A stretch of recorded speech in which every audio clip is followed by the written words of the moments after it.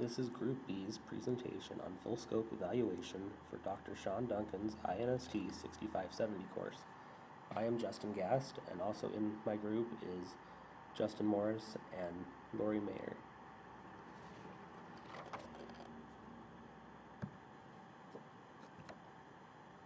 The paper we are to do our presentation on is Chapter 14 in Pershing's Handbook of Human Performance Technology, entitled The Full Scope on Full Scope Evaluation by Joan C. Desinger and James L. Mosley.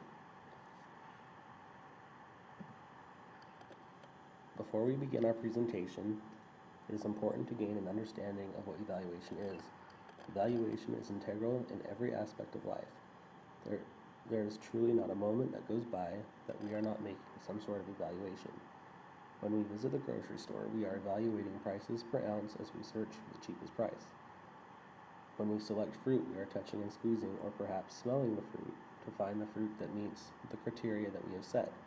And when we push our cart to pay for our items, we evaluate which line has the least amount of people in it so we can leave the grocery store as soon as possible. In essence, evaluation in professional settings is similar to evaluation in life.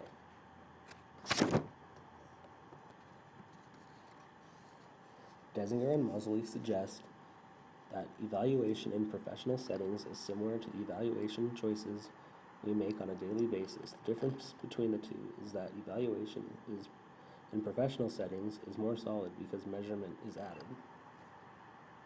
The evaluation becomes more solid because the evaluator renders a judgment not only on value or worth against a set of specific criteria, but also because some sort of measurement was added. It moves from being a subjective evaluation, an audience watching an athlete, to a more solid quantifiable evaluation, judges using measurement to evaluate the performance of the athlete. It is important to evaluate individual performance, competence, organizational impact, etc. in the business world not only by describing situations, but also by comparing variables, predicting relationships, and showing significance.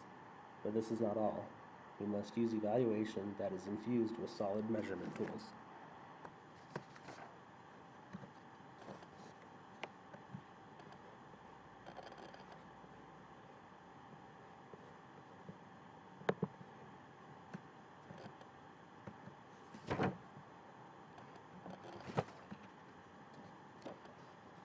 Full scope evaluation that Desinger and Mosley are suggesting is different from models such as Kirkpatrick's because the two processes of performance improvement and evaluation happen in one iterative flow, not separately. In this way, evaluation becomes a part of the process instead of a branch off of the process. And it can be as deep or as wide as you and your stakeholders want it to be.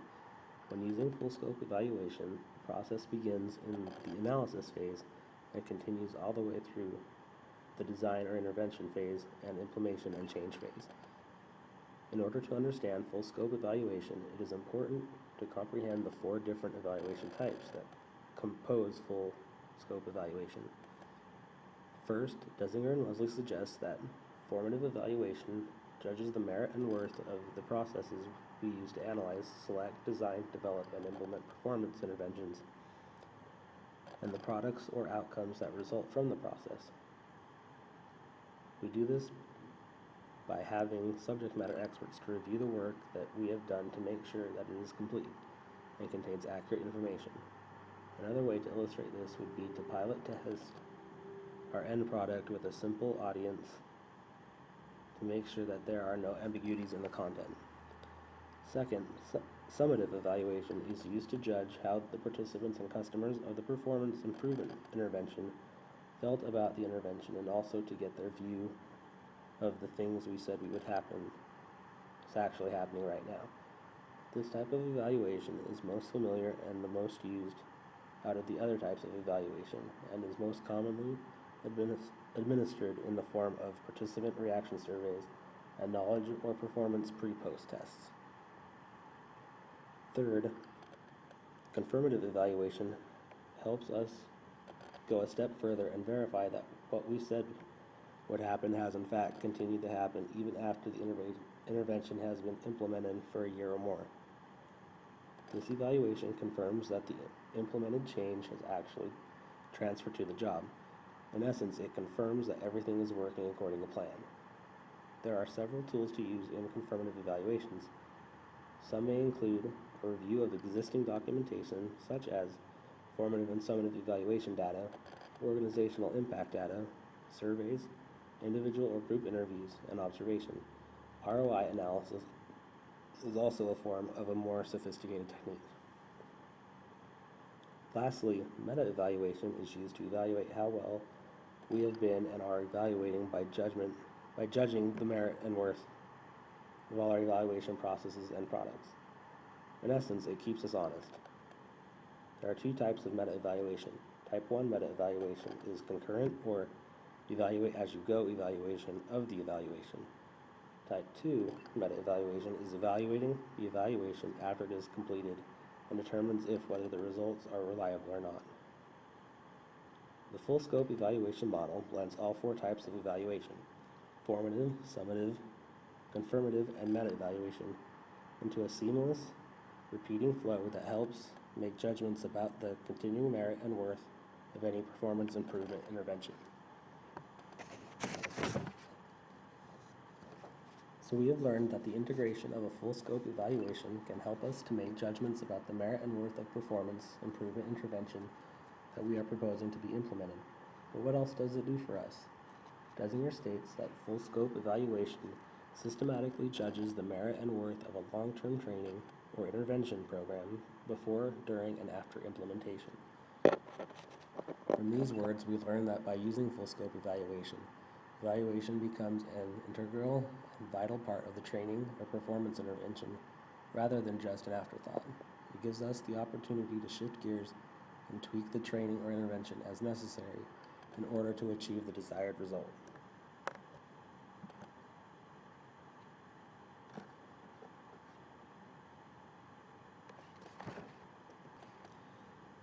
So from this, we see that Desinger and Mosley propose an extensive evaluation model that reaches throughout the traditional HBT or ISD model.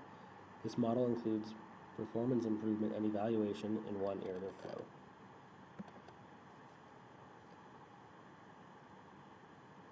This model graphically shows how the four types of evaluation work together in a repeating flow.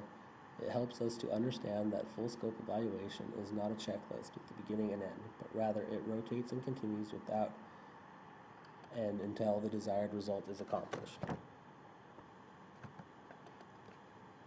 So as you can see, Desinger and Mosley suggest that we begin in the formative evaluation stage, where we discuss the needs of the clients, or rather, what is the need for training.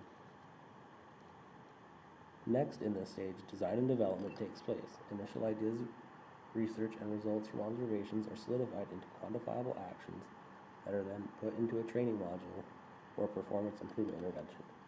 Reactions from the clients are gathered through surveys or observations during and after the training. The natural flow of this model brings us then to the summative evaluation stage, where we view the accomplishments made during the training or intervention. New knowledge, skills, and attitudes are then transferred on the job. The impact of positive or negative training results are measured on how they affect the individual, business group, organization, or global community.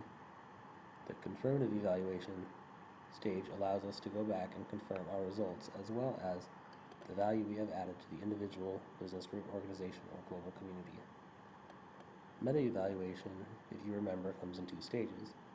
Type 1, which happens concurrently as an evaluate-as-you-go evaluation of the evaluation, and Type 2 evaluates the evaluation after it is completed and focuses on whether the results are reliable and valid.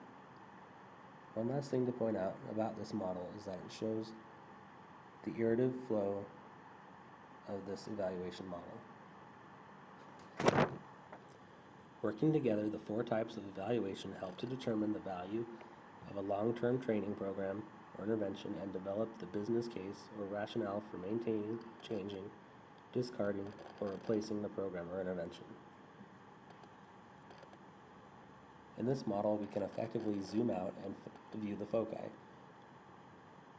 which each type of evaluation focuses on throughout its life cycle. This model also illustrates how full scope evaluation may be integrated into the HPT process, as well as providing a holistic view of full scope evaluation as it applies to the HTP process. Desinger and Mosley suggest that the conjoined and overlapping circles illustrate the iterative relationship among the four types of evaluation.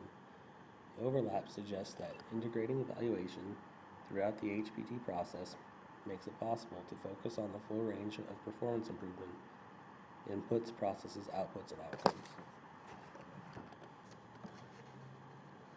By zooming in, we see that formative evaluation focuses on the HPT processes of performance, gap, and cause analysis, intervention selection, design, development, implementation, and change, and the process, outputs, and outcomes. Summative evaluation focuses on immediate intervention outcomes. Examples of this would be reaction, accomplishment, and immediate impact. Confirmative evaluation focuses on the long-term intervention outcomes of efficiency, effectiveness, impact, and value. Meta-evaluation focuses on attributes of the evaluation process itself. Validity, reliability, and accountability are examples of how meta-evaluation is used in the full scope evaluation model. If we continue to zoom in to full scope evaluation, or to any evaluation really, we see that there are 7 major activities that contribute to any successful evaluation. They are: plan the evaluation, design and develop the evaluation, collect the data, analyze the data, interpret the findings, communicate the status of the evaluation activities and the findings with recommendations for action, and document and archive information on the evaluation process and results. These activities are fairly self-explanatory. However, we believe that Activity 6, Communication, and Activity 7, Documentation, merit some further discussion. Communication is key in the full scope evaluation process because it lets the clients or end users know we are still around. As we communicate our findings at each stage of the full scope evaluation, we minimize miscommunications that may arise. Full scope evaluation is longer lasting than regular evaluation and requires the continued attention and support from the organization and the stakeholders. Communicate to the client when you move from one phase to another. This will help them understand that there is a definite and quantifiable method to your madness. Documentation and archiving is also extremely important. Through your archived findings, you can come back later in months, even years to come, and rebrief yourself on where you began and where the problems were located.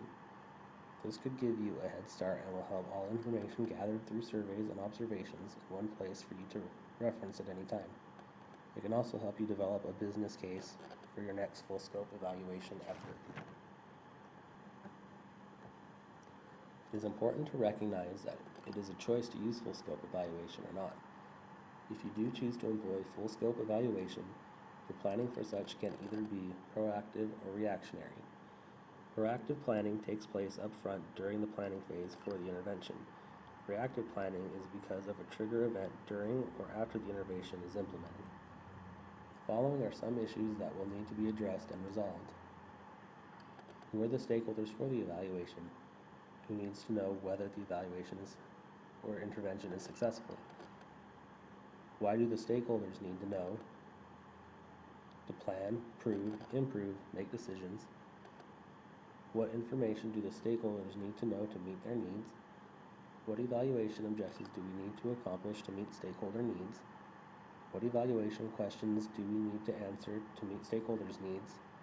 What evaluation data do we need to collect to accomplish the evaluation objectives or answer evaluation questions? What sources are required and available to provide the data we need?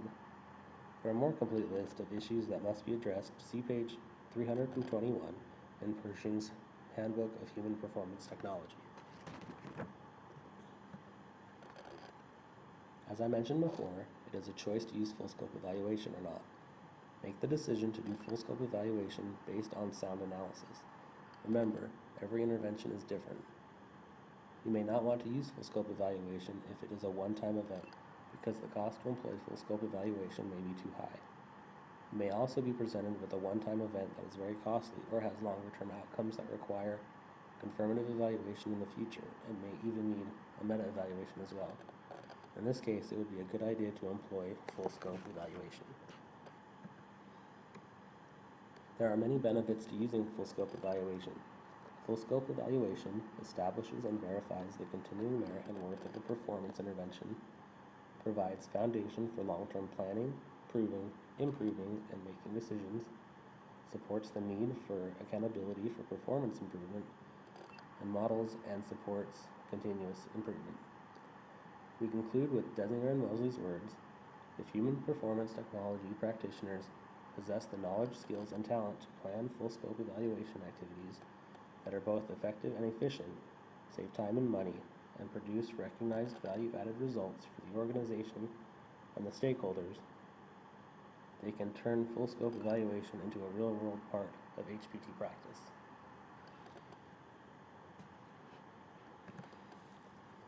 Thank you for watching our presentation on full-scope evaluation. This has been Group B's presentation for Dr. Sean Duncan's INST6570 course. Thank you for your time, and please add any questions or comments in the comment area. Thank you.